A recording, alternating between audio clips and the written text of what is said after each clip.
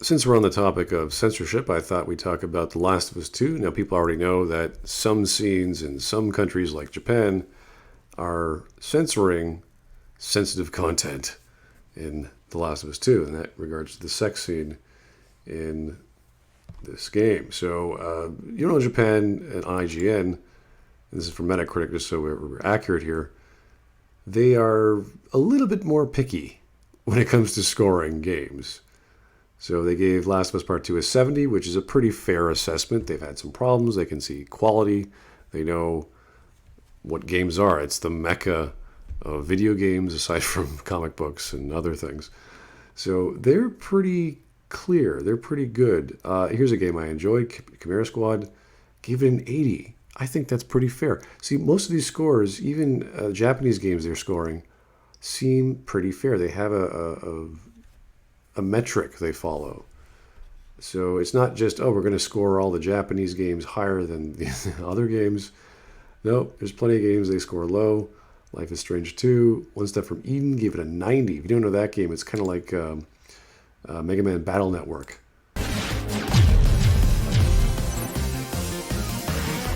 So they like games. They love games. They are a little more intelligent with their reviews. They have some sort of metric, some sort of scoring system, and I appreciate that as opposed to just having, this is a perfect 10 out of 10.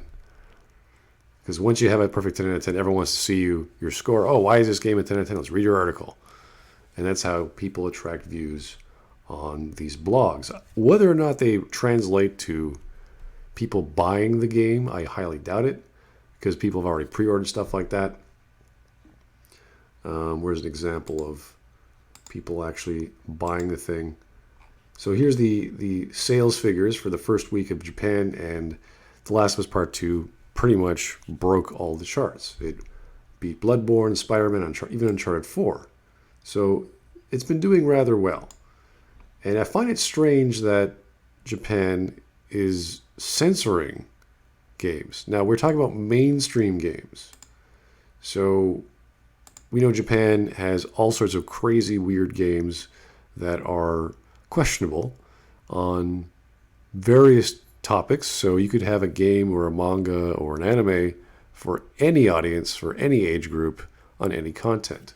So here's an example, which is a mainstream game. It's 3DS, it's mainstream, called Senran Kagura, a distinctly Japanese title. You have a bunch of schoolgirls who are ninjas, and they fight each other, they lose clothing, and the focus was cleavage or breasts and breast dynamics and having all the animations be sexualized and what have you.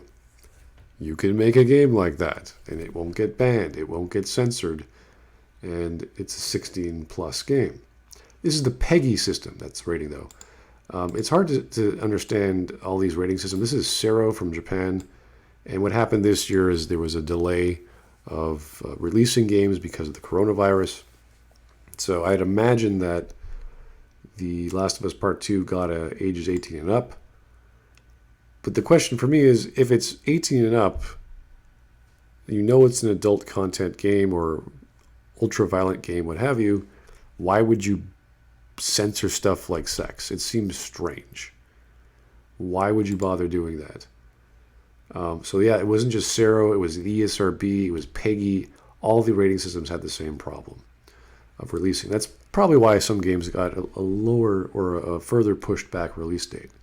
So I don't get the whole Japanese thing of censoring a game because of a sex scene when the game is ultra-violent and they're allowing it to go through.